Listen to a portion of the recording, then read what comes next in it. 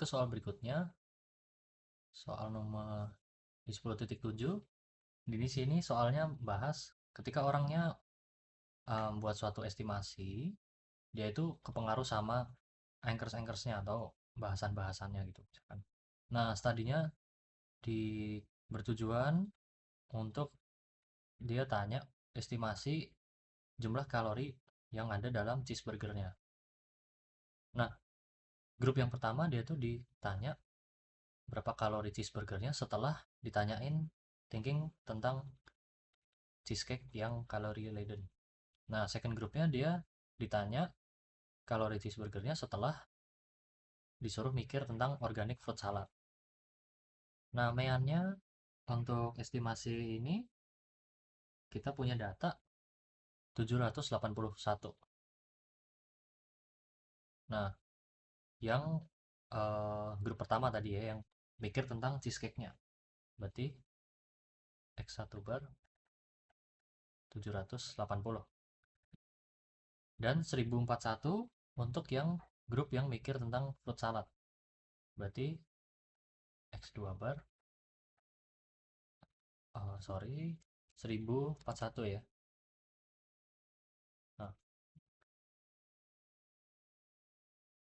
suppose study was based on sample of 20 people. Berarti sampelnya 20.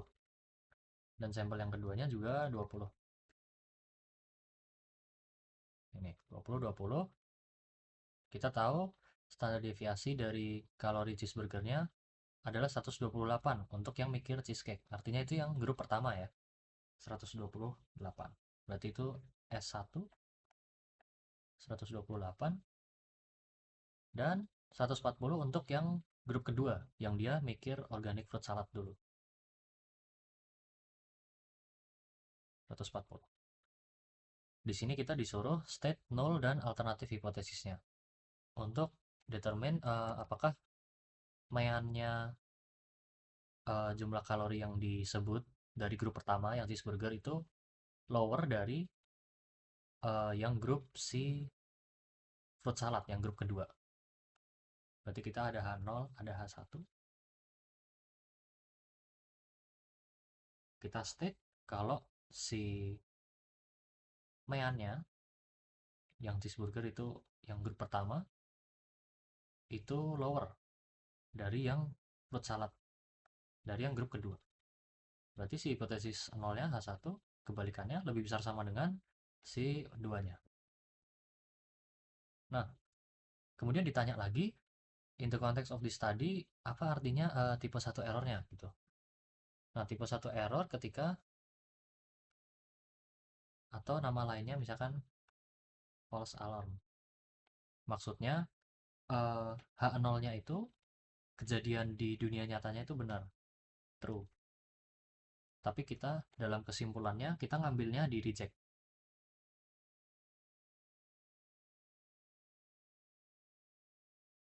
Nah, itu errornya. Jadi ketika uh, kita reject H0-nya, berarti kita nge-reject uh, grup yang pertama ini estimasinya itu viewer dari yang kedua. Kita ngambil yang di ini, di konklusinya. Kita ambil konklusi kalau yang grup cheesecake itu ngeestimasi kalori dari cheeseburgernya itu lower calories dan dari grupnya yang si saladnya. Padahal kondisi aslinya itu kebalikannya. Realitanya itu si yang saladnya, padahal yang benernya yang H1-nya. Justru misalkan yang cheesecake itu harusnya higher atau equal. Cheesecake itu harusnya higher dan yang grup saladnya atau equal. Atau bisa kita sebut nggak ada perbedaan gitu. Karena kita kan ngambilnya H0 ya. Atau bisa kita sebut yang hipotesis nol yang true-nya itu there is no difference. Nah, kayak gitu. Itu untuk yang B. Nah, untuk yang C, apa artinya dari yang tipe 2 error? Nah, tipe 2 errornya ketika uh, miss opportunity. Artinya harusnya kita nge-fix suatu kondisi, tapi kita fail to reject. Kita ambil di kesimpulannya nggak nge-reject. Padahal si H0-nya tuh salah. Fail to reject H0, padahal di dunia nyatanya tuh H0-nya salah.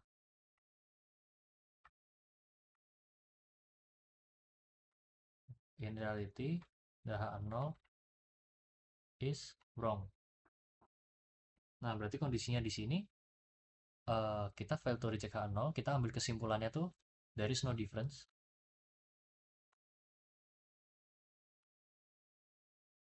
No difference among dua grupnya. Jadi dari grup pertama misalkan ngomong kalorinya oh 50, grup keduanya ngomongnya grupnya 50 juga kalorinya. Nah, itu kondisinya, tapi di kondisi dunia nyatanya, di realnya, itu ada perbedaan. Atau kita ngambilnya yang lower ini ya, yang grup satunya itu lower dari grup kedua. Nah, itu. Sebenarnya cuma kebalikan dari yang si B tadi itu tadi, yang miss opportunity. Nah, ini kita sekarang ambil yang kerjain nomor yang D. Nah, dengan tingkat significance, tulis dulu ya, 0,01. Ini sebagai alpanya ya, 0,01. Apakah ada bukti bahwa estimasi mean rata-ratanya itu lower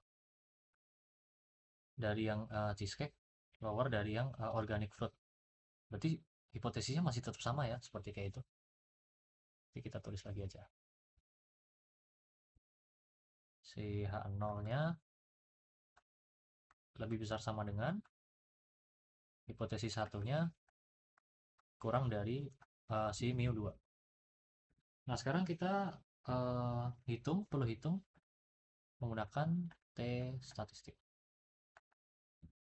Nah, kita ngelihat sekarang di sini.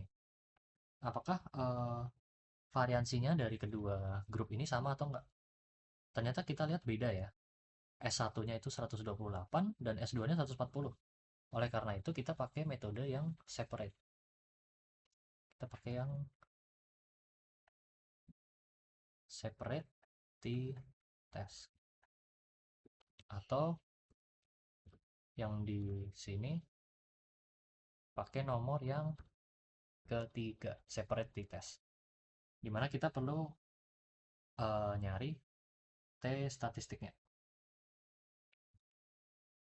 T statistiknya kita hitung,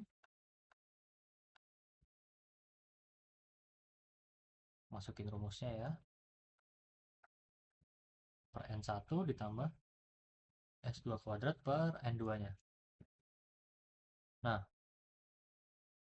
nanti kita masukin datanya dengan X1 nya, kita ngelihat lagi di sini 780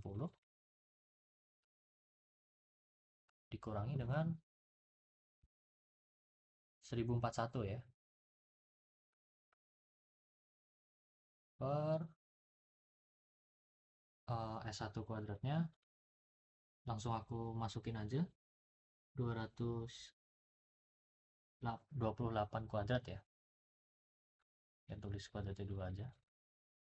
N1 nya itu 20 ditambah dengan 140 kuadrat per 20 juga. Nah, nanti kalau udah dihitung di kalkulator, nanti kita dapat T statistiknya min 6, sekitar segini, 153. Ini untuk T stat. Nah, untuk buktiin T tabelnya atau T kritikalnya, kita perlu degree of freedom juga si alpanya kan. Nah, cara nyari degree of freedomnya sama. kita masukin input ke dalam rumus ini lagi, aku nggak bakal nulis lagi, tapi nanti dapat hasilnya kurang lebih degree of freedom-nya di 37,7. Nah, kalau ini kan operasi pembagiannya ya gini ya, ada pasti operasi pembagian-pembagian, nah itu koma-koma hasilnya kan. Nah ini kita bisa sailing aja, dekatnya kan ke 38 ya, kita anggapnya degree of freedom-nya 38, alpanya tadi kita ada 0,01. Nah karena kita pakai one tail ya kan, berarti alpanya nggak perlu bagi dua, karena cuman grafiknya bentuknya kan nanti gini, one tail doang, dimana kita ngambilnya yang kurang dari ya, berarti kita ngambil yang di sininya. Nah gini, one tail ini alpanya. Nah ini rejection zone-nya kan, rejection zone. Nah berarti kita T critical dengan degree of freedom 38, alpanya 0,01, kita ngelihat di tabel di sininya 38 dengan 0,01 di 2,428 ya,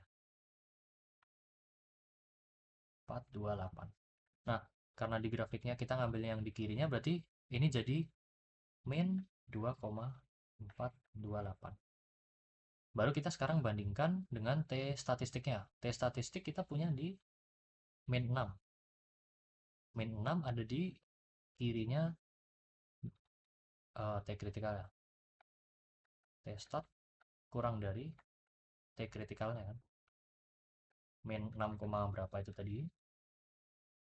Kurang dari min 2,4 bla bla bla. Kesimpulannya berarti kita reject H0. Nah, kita ngeliat hipotesisnya reject H0, berarti kita sekarang pakainya si H1. Kesimpulannya, grup yang satunya, yang cheese cake ya, itu ketika nggak estimasi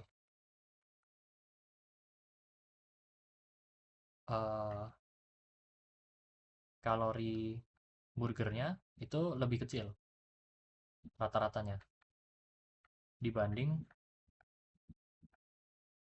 grup yang salad. Nah, itu kurang lebih kesimpulannya. Dan itu untuk nomor 10.7.